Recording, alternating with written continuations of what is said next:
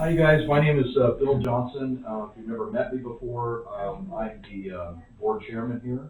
My sister is the executive director, Wanda Michaelis. You guys have all met her probably. Um, I was a fireman for 32 years as a fire captain, retired. I went to almost every call you can imagine, doing stuff. This is a safety class. It's a Christmas safety class. I went to a lot of Christmas calls. You can understand why people do dumb things during Christmas. So that's why I've kind of elected to do this every year, and I don't mind. It's a lot of fun for me. I hope you guys get something out of it. First rule of this class: just participate. Helps out everybody. And everybody, if you have any experiences that you did when you guys are growing up or whatever, share them with us. It might be something that I never seen before. So. You guys, the biggest thing we're going to talk about is, outside the house, the hazards that you have outside your house, inside your house, hazards, traveling and shopping, and that'll be something that you'll talk about too. Your pets, okay, nobody ever thinks about your pets during holiday safety, but it's a big deal. You don't want to leave them in your car while you're shopping for 4 hours. Okay, that's kind of a stupid thing. Cyber safety, which Max will hit, and then general information. Okay. So, you guys, outside your house, what would be some of the problems you're going to have outside, if you have an outside in your house, not an apartment, but you can actually set it in an apartment. But most people do what? They get on a ladder, and they try to put up lights and string up Christmas lights and stuff like that. Chairs are not ladders, okay? People think chairs are ladders. They're not, okay? They don't have they call it a GVW, gross vehicle weight, or what it'll hold. Well, you don't stand on a chair, okay? A chair is it's to sit on, okay? That's all it's for. But most people, they don't have a ladder. They're like, I can do this just for a second. Well, that second, you could tip it, fall over, hit your head. Pretty dumb, right? When all it would take is just a regular ladder. Borrow it from your neighbor, ask somebody, it's not that big a deal, okay? So, and just be careful. Stringing lights and stuff, you're reaching up, you're trying to get something, you're moving, you're tipping the ladder. Don't do that. Move it, do it, hang it, And then when you're doing lights and stuff like that outside, try not to use a staple gun if you can, because what are you doing? You're stretching that wire, and then I'm going right into the wire, right? Well, the wire is electrified, right? Now you're putting metal on there, and you wonder why your whole thing didn't work. Well, you put a staple right in it, you got to think of stuff like that. It's better to hang them, especially if you're going to be there while they're going to follow you. Put the hangers up. They're pretty easy, and they have some that stick on plywood now. They're just really sticky now, so you don't have to take them on and off. You just unhook them, and you're good to go. Outside, okay, so anything else outside? You have blow-ups, and you'll have other things you put on, if you have a lawn or whatever, you'll put up all this stuff. Okay, so when we do that, I gotta back up a little bit. Electrical, you guys. Has anybody ever been shocked in here? Ever? In your whole life? You ever been shocked? When you get shocked once, you kind of remember it, don't you? For the rest of your life, and you're like, hey, I didn't like that. I'm gonna get an electrician to do it. There's many reasons why people get shocked. My mom told me I was 2 years old, and I put a bobby pin right into an outlet. Well, my brother was holding onto my hand, and guess what? We were both doing the dance.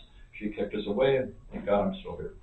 So things happen like that all the time, especially when you have young kids and stuff. So you got to be careful. But electricity, guys, I'm going to give you a general thing about electricity. Electricity comes, from the street normally. It'll come from overhead poles, or it's underground, and it comes into your house, apartment, whatever you live in, duplex. And it comes in with power lines, and then it goes into a box. Okay, they call it your electrical box, right? Either have it inside your house, or it's outside, usually on the outside of your garage. Okay, if you've ever known that before. So, and usually it deals in amps. Amps is how much electricity that box will hold. Okay, I think I have a 125 amp service at my house. Okay. If I turn on my washer, my microwave, my wife's doing her hair, something's gonna pop, right? And those little space heaters, super amount of amperage too. They just draw a lot of the. So, okay, back to the box. So the power comes into the box, And everything is separated. Your washer's separated, your dryer's separated, everything's separated in these switches, right? Okay, so let's say you're outside or inside and you're plugging stuff into your wall, okay? We're plugging stuff in. Try to use bigger, they call it gauge, how big the wire is. Try to use bigger gauge. Bigger gauge can handle more power, okay? So I got all these blow-ups over here in my yard, right? And I got all this, you know, and I got them all connected, and I'm trying, what are those blow-ups are doing? They're trying to do this. They're trying to pull as much electricity as they can. It's always a tug of war. They're trying to get as much as they can. So when you put out too many of those, what happens? One of your breakers, they pop, right? They just pop because you put too much on even on one line. So when you do that, I'll talk about this in a minute. When you do that, so most people, they use these, right? We got them all over stairs because we don't have enough electrical outlets. So they usually call all the outlets around here, they're called 110. Okay, they're just 110 outlets. And that's just based on their amperage, okay, what they'll put out. So a lot of people will plug this in, and then they'll fill it up, and then they'll go over there and plug another one into there, and then they'll fill it up. And something's going to pop. I hate to tell you, you can't overload these things too. And when you do, you'll have not a switch, but an overload switch, and it'll pop right there at this box, not at your main box. And you go, why isn't anything working? And then you check your panel, and everything's good there. Check this. This is what's not working. And then if it did pop, take some stuff off of it. Don't just continue going, oh, it's still working. I'm going to plug it in again, start all over. Don't do that. Okay? Try to, take stuff off of it, okay? So what happens is people do this, they plug stuff like this in. And you see that plug, guys? That round one, that's a ground, okay? If you see a lot of the littler ones, they don't have grounds on them at all. And if you buy the more expensive ones, they do. But these are more inexpensive. These are, $3-4. But the more expensive ones have the ground on each side. Is that safer to have a ground? Yes, it is. Okay. What is a ground? What is a ground? A ground is when I plug this into here, what it does is it grounds the entire line, okay? So I don't get shocked. My point with this is I don't want to plug this into here and then do this into here. If I could get the same, see how thick that wire is? That's like probably 18 gauge wire, where this is like 2 or 3. It's very light.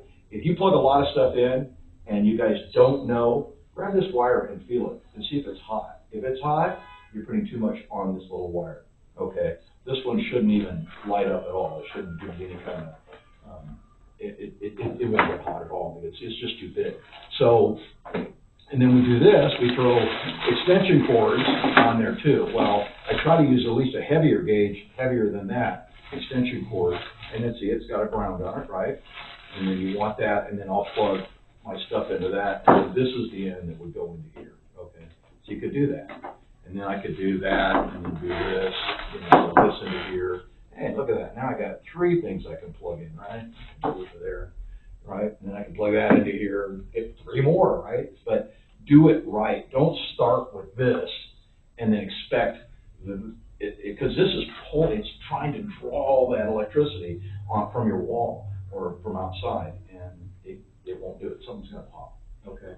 So it's kind of, in general, electrical things. Does anybody have questions about that? Anybody at all? It's if you understand what it does, you won't overload anything. That's the biggest thing we want to not do. Wire, I'm glad you brought that up. Where there's water, you have to have they call it a GFI, okay? And that's that little switch that you button that you hit. That when you have that GFI, if water hits that when you're in your shower or whatever, it'll hit that. It'll pop just at that breaker, just at the 110 box. It'll pop there, and then that won't work until you reset it. You push and reset it, it'll start to work again. Okay. What if it doesn't have that? If it does, it should have that in your bathrooms and in your inside your kitchen. Anywhere there's water, if you got a close plug to that, you should have a GFI. Is it safe to use electrical tape on stuff? Electrical tape on stuff? Yes, it is. Wires? That's a good question too. I'm glad you brought that up. A lot of people, let's say let's say this gets like burnt, it doesn't look right, and you're like, they'll cut it and they'll put a new plug. You can buy a new plug, and underneath there's a black wire and a white wire that's underneath there, and they shred it back, and then they redo it into this plug. And it'll work, and then you want to tape that up with electrical tape. If you have a cut in any of your electrical lines, even in this one or this one, you hit it with a pair of scissors or whatever, tape it up, because that you're giving that electricity another chance to get out of the cord, okay? So you want to wrap it up, because I've had some, I touched it, I went, whoa, that's still alive, you know? And it just had a cut in the cord, so I taped it up, and that's fine, you know? You guys, the 2 110s you plug into, those go bad too. Those go bad. They just do. I mean, after, 20, 30 years, whatever, they go bad. They're just not, they're not good for the rest of your life, you know? So I've replaced all mine in my whole house, because they're just old and they go bad. So how often? Switches go bad, and once you turn on and off, they go bad. Everything goes bad. They either stop working, or they'll do exactly what you just said. They'll light you up. You know? So, you wanna change them out. And you could tell your apartment, if you have some that don't work, you can go, hey, that one doesn't work, then they'll change it out. They'll look for something. I wanna talk a little bit more about the outdoor. The ladder safety is the biggest thing. Use the right ladder, guys. Don't use a 6-foot ladder when you need an 8-foot ladder. Don't use a 4-foot ladder when you need a 6-foot ladder. Use the right stuff. Don't use a chair. Don't use a table. Be smarter in what you're doing. That's what I tell people, because that's the whole problem with things. People make poor choices and then they get hurt, so don't make the poor choices. Go, could I fall? Yeah, okay. Use the right ladder, Okay, let's see here. So I told you not to overload that, okay. Okay, if you do have an outside, stop watering and stuff like that when you have all this stuff on your lawn and stuff. You see all these people with all this lawn ornament. They gotta stop watering, because you don't want water to go into the what? The plugs. I don't want it going into this, I don't want it going into this or this. The point is, stop watering when you have all this stuff out, a couple weeks or whatever at your house. Stop watering. Okay, try not to get on your roof. That's a lot of people fall off roofs.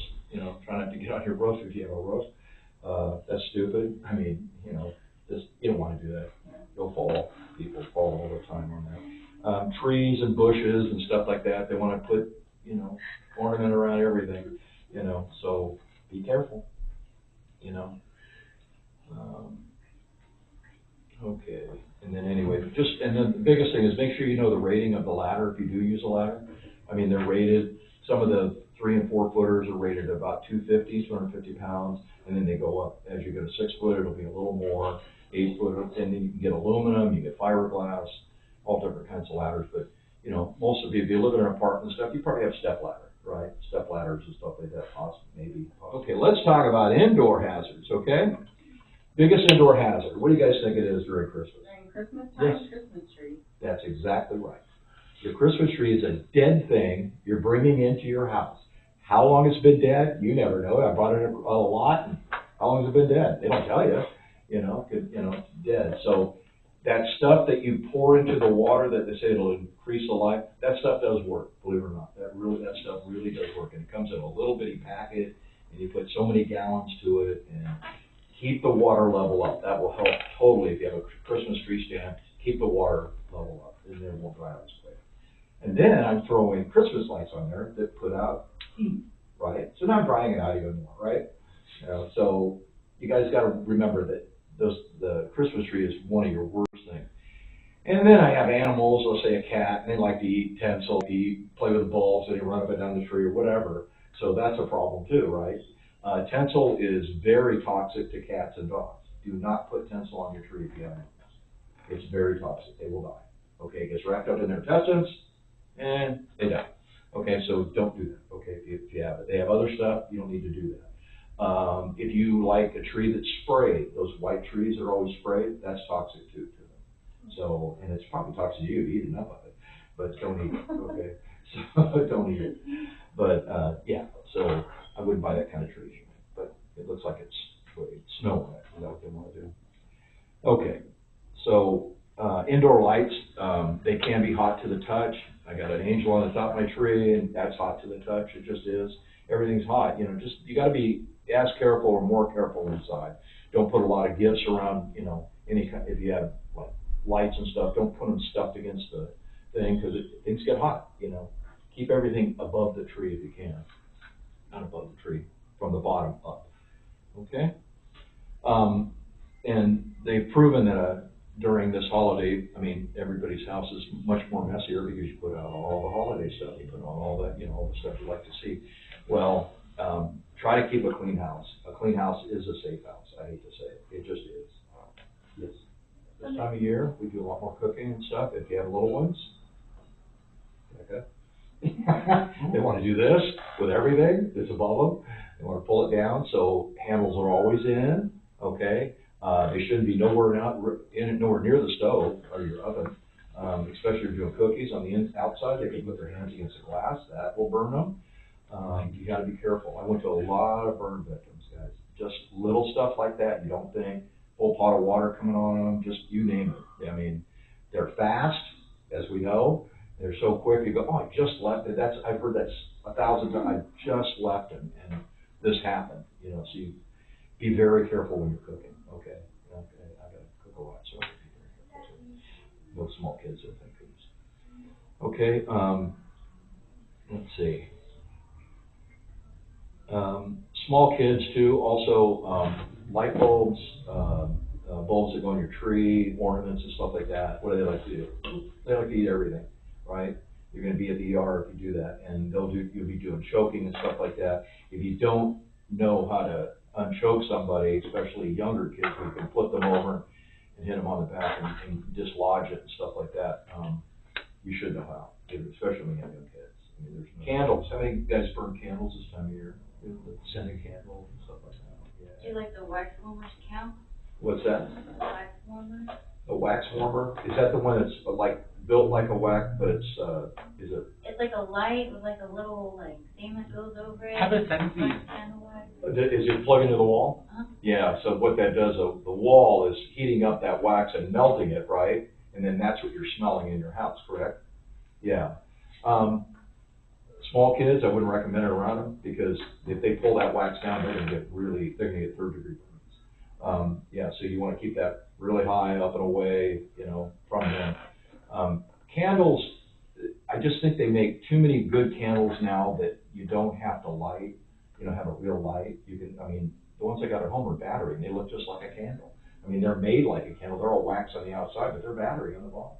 And they're even on a timer, and you just go, bang, they go off at night, you know, so I just don't, and then some are scented too, they're battery operated and they're scented. So if you really like candles, I think I would move away from regular candles and toward that, because there's many times I went to a buyer's and on this, this is for indoor, I put shut your blinds, especially it's getting darker earlier, shut your blinds, out of sight, out of mind, right? I got a tree there, I got gifts there, okay, why do I have my front living room open?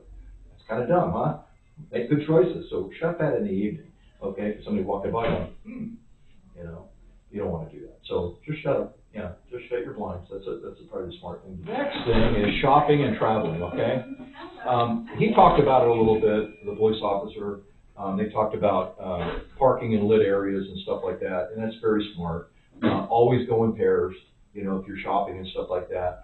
If you're alone, it is exactly what I tell people. If you don't have any pepper spray is $10 at Big Five. You can buy pepper spray. You can hold it with you when you go to your car and open it, and if somebody bothers you, bam. I could hit you with pepper spray from right here, and pretty accurate. Okay, so get some if you feel like you're going to be doing kind of outside shopping at night. Okay, or you give that to your mother for a Christmas gift. Okay.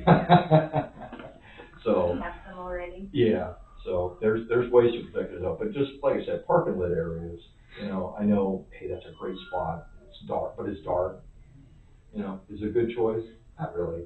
You know, because it's just people, they rush up to you. So what's happening? I'm shopping. I put stuff in my car. Maybe I want to go back and do more shopping. Most people do it on Amazon now, but anyway, they'll put it in their car. Don't put it in the back seat. Don't put it in the front seat. People can see it, right? Put it in your trunk if you have one. If you don't have a trunk and you only have a back seat, always carry a big towel with you and cover it. Cover it. Out of sight, out of mind, right? I don't know what you got, and if it's, just looks like a towel, that's what people are going to see. But cover it, so you don't become a target, okay? Okay. Guard your wallet and your purse. We didn't talk about too much about that, but guard that. Guard your credit cards. Max is gonna talk about that more, but I'm gonna just hit it lightly. Always keep it in front of you. You know, I don't want stuff behind me, you know, strapped like this, your zipper's open, your wallet, your purse, you know, and don't show a lot of money ever, you know, credit card, bing, bing, put it right back where you've got it. You know, I never wanna just go like this, here, 1, 2, you know, that kind of thing. I don't wanna do that. Watch crowds, and, you know, just be mindful of your personal space. He went over that, okay? Know who's around you, you know who you're with. You know, most of the time you're with shoppers and, you know, 90% of the time you're safe, but there's always that 10% you're not, so. Okay? Leave your pets at home. Shopping, going visiting, whatever. They're much more calm at home than they are ever with you or moving, going everywhere. A dog will eat anything, a cat will eat anything. Just be careful for what you leave on the ground. Food, stuff like that. We don't wanna leave it out for them to get, okay? And then, I tell people at the end of this, I say smile, because everybody's going through the same thing you're going through. So just smile, and, you know, if somebody's rude to you, go, oh, okay, that's karma. They'll get theirs later. You know, that kind of thing. But everybody's going through the same thing. We're all trying to get gifts, we're all trying to get through the holidays and just make the best of it. You know, have plenty of gas in your tank when you're traveling. You never know when you're gonna be on the I-8, you're gonna be stopped for 2 hours. You know, you don't wanna run out of gas. I only had a quarter of a tank when I left. Try to, you know, at least a half a tank, guys, all the time. I get to a half a tank, I try to fill it, because you want gas in your car all the time, because you never know when you're gonna be in stop and go traffic. You know what I mean? Unless it shuts off automatically, which some of them do now. And then check your car real good. If you're going on a long trip, if people visit people during the holidays, you know, your tires are your number one thing. You know, make sure all the tires are pumped up to the required pressure. They has tread, they're not slick, you know, that kind of thing. You got no business going if they are, okay? Make sure it's oil, make sure it's radiator fluid. Those are the 3 things. If you just do those 3 things, it'll get you through a lot of stuff, okay? Yeah. And then everybody has a seatbelt, okay? Everybody wears a seatbelt, because you're responsible for them. Okay, credit cards, we talked about that. He's gonna talk about this, so I'm not gonna go through the cyber safety this time, okay? All right, having said that, I'm gonna do this now. Every one of you should have, if you don't, that's a $10 fire extinguisher. That's all it is. Okay, it's called an ABC, ABC, okay. A means any like, combustibles as far as wood, paper, things like that. That's what A is, okay? B is gasoline, kerosene, anything that's liquid, it'll put that out. And then C is electrical. Anything that's electrical, it'll put it out, okay? So you want an ABC. I don't want it just an A, just a B, I want an all-purpose, right? I want something that's all-purpose. When you look at this thing, you want to look at it to see if it's in the green. When you even buy it, pop open the box and see if it's on discharge. I bought them, they're discharged. I mean, out of the box. So, you know, you gotta take it back, and it's kind of a pain. So make sure it's in the green, okay? So when you use it, I wanna hold it like that. I'm gonna pull this red pin, okay? I pull the pin, and so you've got a thing here that's kind of rigid for your thumb, and you hit it, and whatever you're shooting at, it's always at the base of the fire, at the base. I don't shoot up here, because the flames are up here. I shoot at the base of the fire. And then hopefully you got enough to make it go out, okay? And maybe have more than one at home. You should have at least one in your apartment, and, you know, 2 or 3 in a house, I would say. One in your garage, you know, one in your house, you know, if you have a pantry. You should have quite a few of them, and most people don't. That's the last thing they think of, you know. And it should be someplace you can get to it right away, right on the wall. When you buy something like this, they have a hook here that goes on the wall, and a strap that goes around it, so it's really easy. You pull the strap, you pull that off the wall, and you're ready to go. So.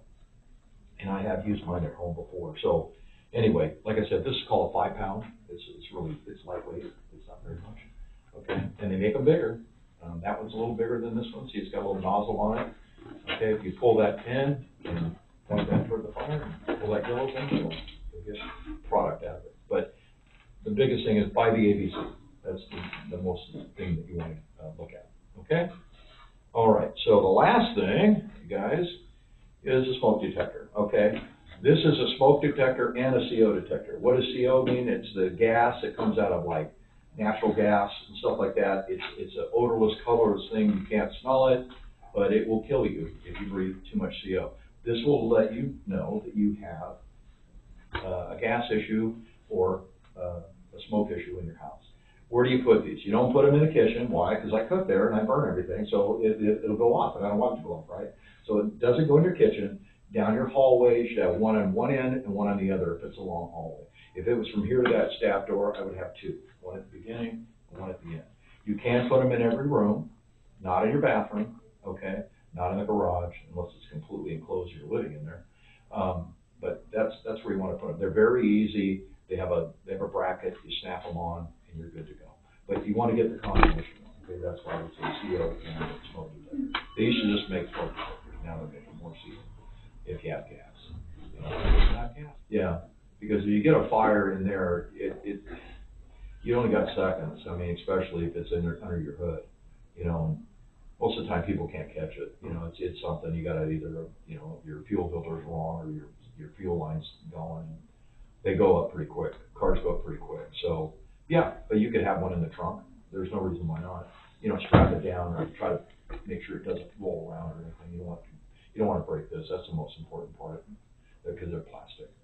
So yeah, not a bad idea. Yeah, anything you got that moves, I'd have a chamber for it. So. All right, everybody, let's welcome Max to the presentation, the computer instructor. Hello. Hello everyone, my name is Max. I'll be presenting cybersecurity and awareness among many other topics. So, for our overview, we will be covering security awareness and the whys, backups for mobile devices, computers, and any other technological devices you might have. Patching all of your devices, which concerns updates.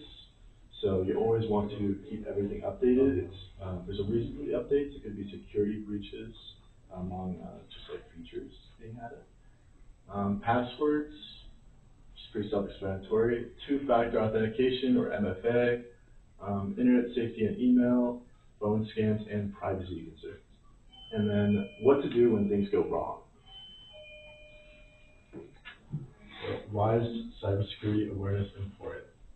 So, technology alone cannot protect you from everything.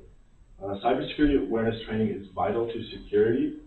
It's a key topic because people assume if they have the best security technologies, it will provide them with the necessary protection, which is not 100% true. You'll never have 100% coverage.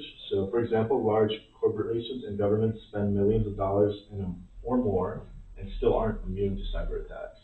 And that goes for large corporations and governments. So, like U.S. government still concerns with cyber attacks. So, attackers go where security is weakest. So, this concerns age often a lot of the times as well. So, seniors get targeted for cyber attacks. And the same thing goes with phone calls as well.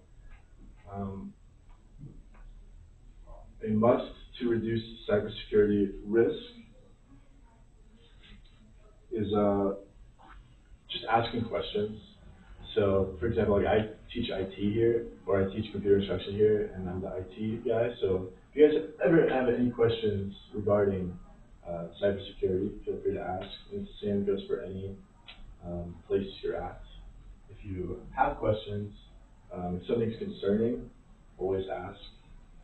It could be like things that are things online, overall, like cyber awareness wise. If they look sketchy, they probably are. So asking the question will help you go along. It's like the sixth sense thing. So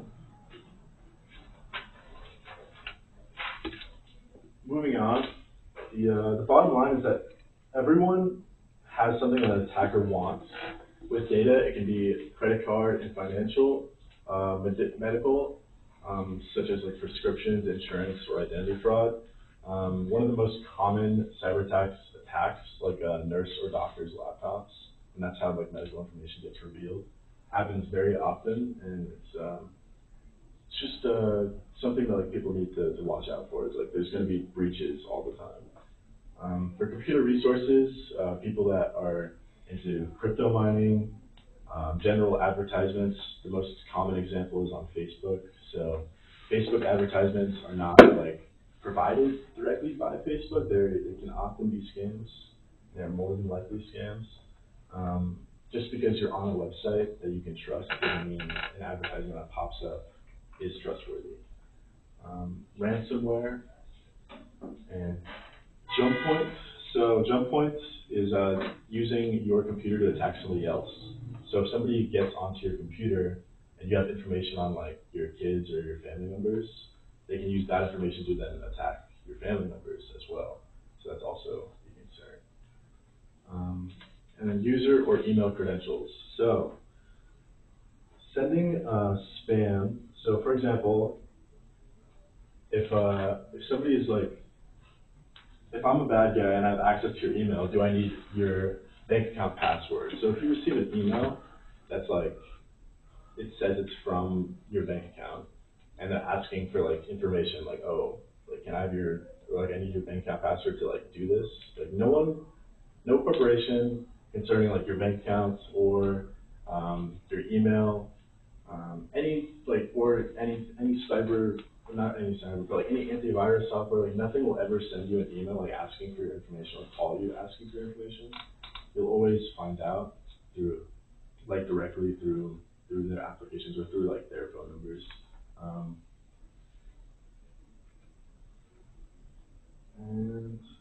Yeah, ransomware is similar. So it keeps you from accessing your data unless you pay the ransom. Not very common anymore, but you can be you can have your information technically like or held hostage, and then somebody that reaches out to you is like, oh, I'm going to leak this if you don't pay me money. Doesn't happen too often anymore, but still something to watch out. So if anybody has any questions, feel free to ask on anything covered. So I'll try to move quickly. We don't have a lot of time. So moving on to ways to protect yourself. So backups. Backups are the easiest way to protect yourself and your information on all of your devices. They protect everything when all else fails, so no level of protection is perfect. Even if you have, I'll cover like multi-level authentication later in this presentation, but even if you have several sources to protect like your account logins, stuff can always be breached or like accessed, or like maybe your phone's stolen and like somebody has your password somehow, or like you know. So backups are always good. Common examples like on iPhone, iCloud, all information is transferable from one iPhone to another if it's backed up to the iCloud.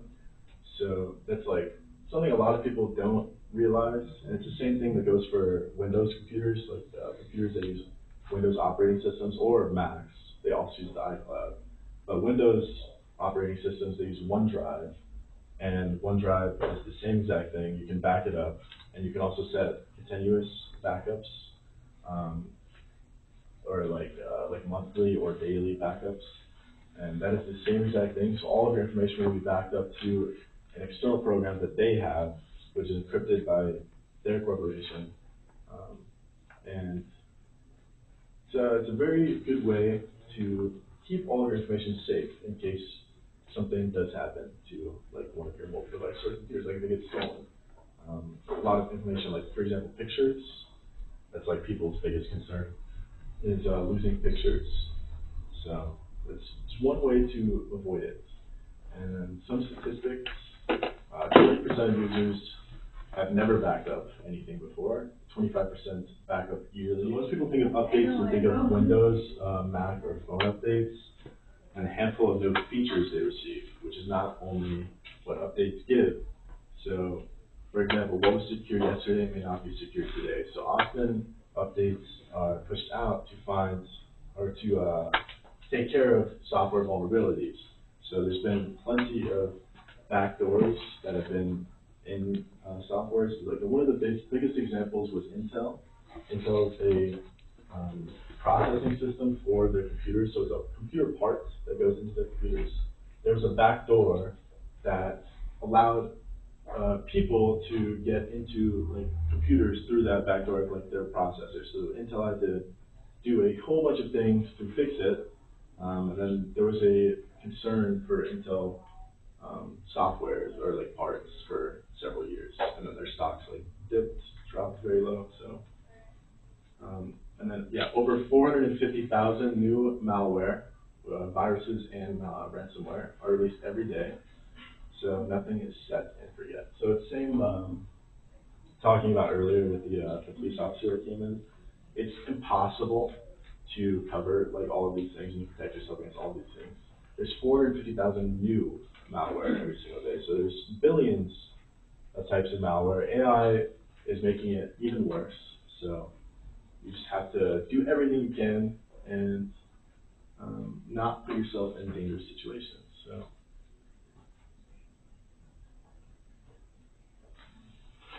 Yeah, keeping your systems up to date. So, for example, Windows 7 end of life was January 2020. That's when it stopped receiving updates. So, people on Windows 7 operating systems could experience vulnerabilities because obviously there's still going to be attackers finding out vulnerabilities on those softwares. But Windows 7, Microsoft stopped pushing out updates for it. So anybody on Windows 7 could have been attacked and still could be attacked.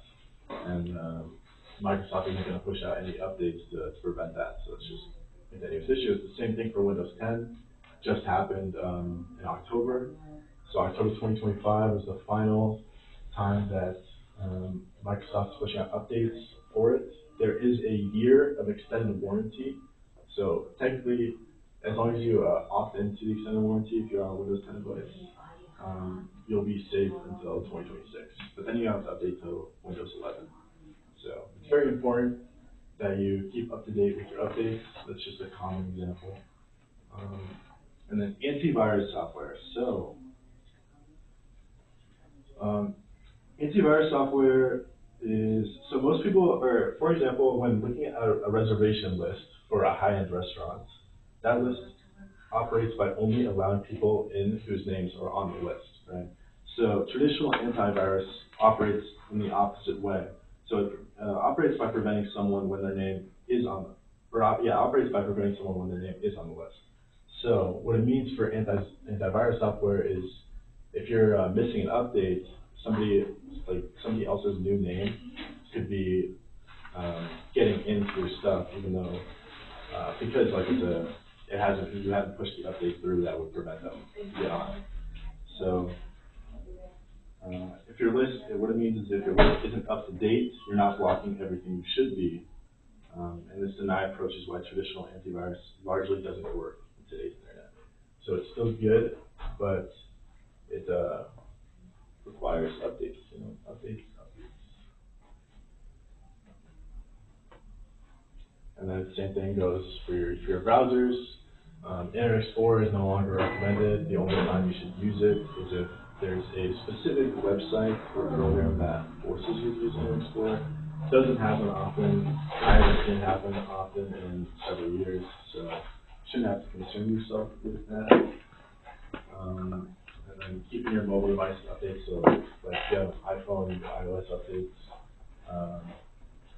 I don't know if anyone else has ever noticed, if you're on an old iOS update, your phone runs way slower. It's a bottleneck thing, so it's a thing that happens. And then Internet of Things, so such as Alexa, Google Home, light bulbs, and thermostats and doorbells, and then etc. Another common example is printers.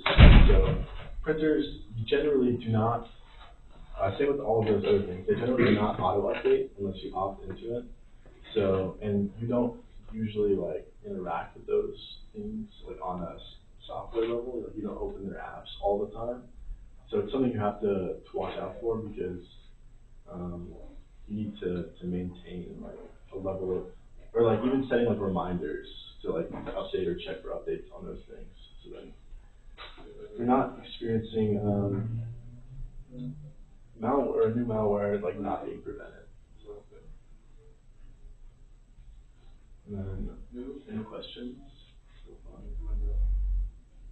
I'll move on to passwords. So passwords are pretty self-explanatory. You want to keep your passwords in a secure location. There's lots of password management systems online now. Some are for use, some are not. But you can use also like physical items, like a notebook or something. It does recommend like generally to not use paper sticky notes. Generally, people use passwords and then just like put it in their desk, and like that's like the most vulnerable thing to do. If you have passwords that you want to use like on a physical thing, keep them in a safe. Or it's like the same thing. They should be treated the same as like any other valuable item. So, and then yeah, utilize password managers, especially if you have bad memory.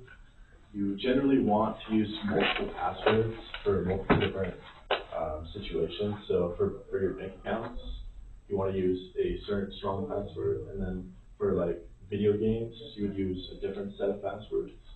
Um, that's like the most recommended level of security, but it's not required.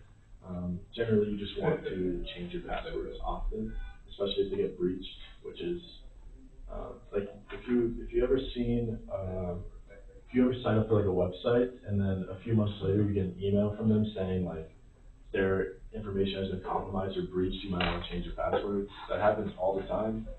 It can include uppercase, lowercase number, and special characters. And then, for example, a bad password would just be password with an S on it. And then a great password, which is also memorable, is my son was born November 1995. So that's a basic password, but since it's so long and it's also memorable, it's a great password. And then you can code a program to just enter them all in right away. So it's like, gets complicated, gets concerning. That's why you need to not have passwords that are of your public information, pretty much. So, and then I spoke about 2FA and MFA a little bit earlier. So,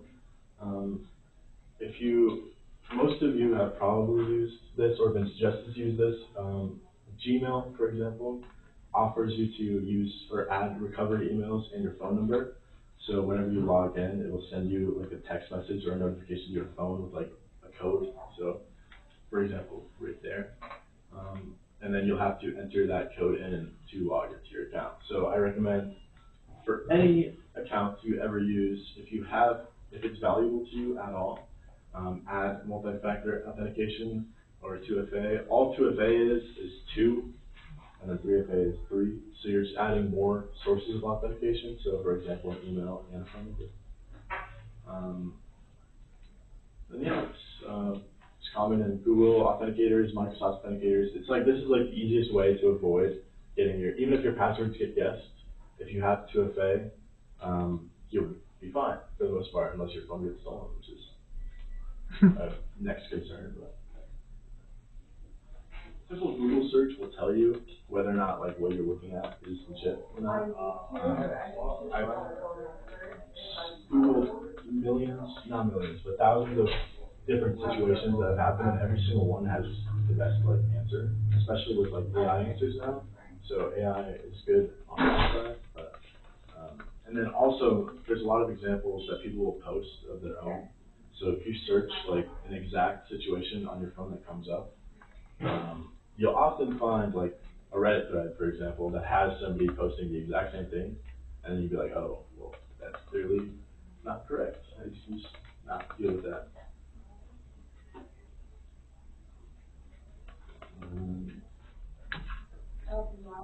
So, is the link safe in 4 steps? This is the easiest way, and it's very simple to understand.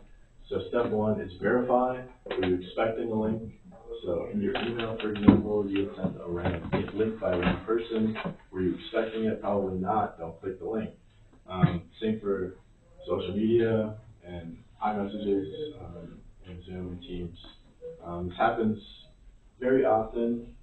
If your numbers get leaked, if you enter in your phone number on like, a great example is video games, honestly, because most of the time when you sign up for an account on a video game, you have to enter in a phone number or an email or both. Those websites will get breached and then your number will be leaked, and then scammers will just start calling you all the time or texting you like random stuff. So, just always be cognizant representative of links and verify if you were expecting it. And then hovering over a link is another way you can discover what it is. So if you just hover over a link, it shows what it'll lead you to. So links can be hidden. So like, for example, if somebody sends you like a www.microsoft.com and then you hover over it, it'll show the real link. So if you weren't expecting a link from that person, but it looks legit, hover over it, you can check. How do I do that on my phone? You hold. Okay. And then it's the same on a computer, you just hover over it, but on a phone you hold over it and then you drag off. Is it safe to hit button when if a link comes in a message? The preview, like in a iMessage? Uh-huh. No, I wouldn't say so. Okay. I mean, you don't even have to even if you were, so like the first step is verify, right? So if you can investigate as much as you want, but if you weren't expecting that link in the first place, you don't even have to bother with the hovering part. And then sniff test, so is the site recognizable, or familiar? And then if it passes all three of those tests, still use caution, but you can click it. But I'll move on to some more information. So, for example, red flags, verify the sender's domain. So this is an email situation. So all domains will come from the same email, by the same email of the corporation you're looking at. So if for example, if anyone has webmail, you'll understand that with a simple Google search that is not their domain. They just send you a fake email and they're disguising as a webmail administrator. And then you can also check for strange wording. Were you expecting it? Is the link interesting? Is it weird? If you hover over it, does it have 1 million characters? Something like that. And then, was it from a known email account? So this is where it starts to get a little bit more complicated. So if you receive an email, this is most commonly seen on Facebook. If one of your friends was hacked, and then they send you a message with a link in it, don't click it. Pretty much any time your friend on Facebook sends you a link, it is because their account has been hacked, and they're just this guy, just because it's your friend is your friend, it's a reliable source of a human being. They're probably not going to send you a random link with no context. And if they try to create context around it, just try to ask them more questions, or call their phone, or reach out to them another way. I've experienced this so many times, and it's as easy as to just ignore it. Your friend probably won't send you a random email or random message with a link. And then because of that, links are concerning because they can, I forgot to mention, so clicking a link can expose all of your information, like your IP address, your name, your IP address exposes your location, so your address, where you're at. And then if you go even further, so if you get click a Microsoft.com fake link, and if the website looks legit, and then you log in with your Microsoft information, they now have access to your Microsoft account. Same for email attachments. Stop and think before you click. Is it a recognized sender? Are you expecting attachments? Is it normal for that contact to send them? Be tricked, including a billionaire's assistant. It can happen. Luckily, in their situation, it didn't, but you always want to be aware of everything. So, go into mobile-based threats. So, QR codes can be malicious. So, for example, fake parking meters, restaurant menus, or even mail QR codes. Defending against these threats, be wary of scanning QR codes from unknown sources, especially, and then verify URLs after scanning. The site can be encrypted, but it does not. It's with the website, if that makes sense. So it can be unsafe. You still want to concern yourself with the links.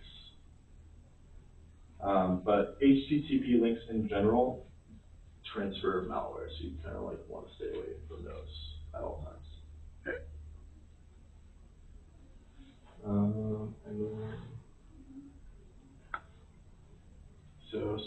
tips, never click or install anything based on pop-up on a website. So this is like kind of similar to the Facebook example. So you see like a pop-up of like adding like a Chrome extension or like a random advertisement, and it's like a really good deal, or it's like really cool and like makes sense for you.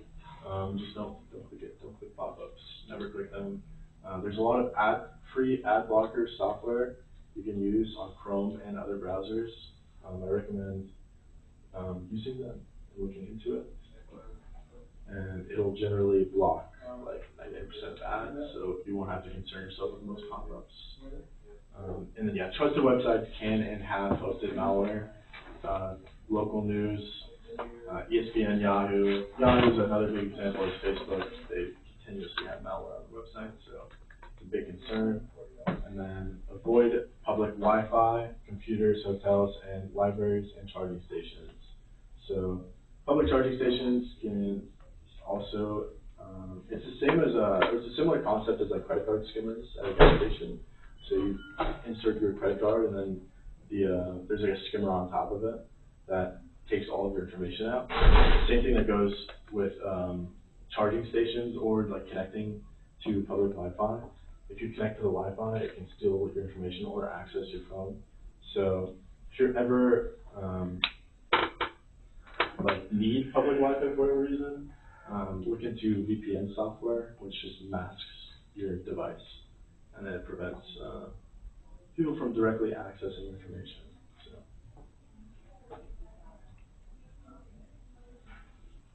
internet privacy. So,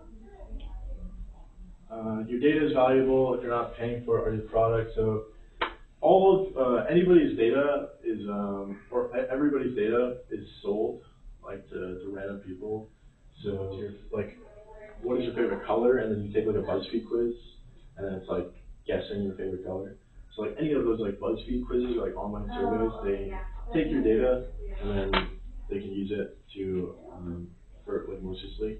So are you oversharing? Another example is like when you're posting on social media. If you're on vacation, it's generally recommended that you post after the vacation, not while you're on it. If you're continuously posting your location, it makes you vulnerable to in-person attacks as well. And yeah. Does that mean like somebody showing up where you're at and attacking you? Exactly.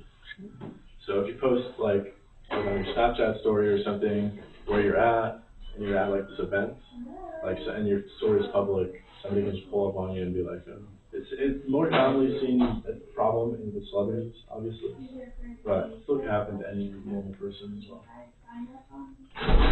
And then yeah, so you've been scammed, so don't panic, don't wait around, unplug your computer, or turn off your phone, contact technical support. When in doubt, ask questions. IT department, IT resource, such as you can also just ask like any friends that might be more educated on the subject as you. A lot of people know different things about different things, or have experienced different things. And then yeah, there's a bunch of additional resources I have as well if you want to take a picture. But, I don't know.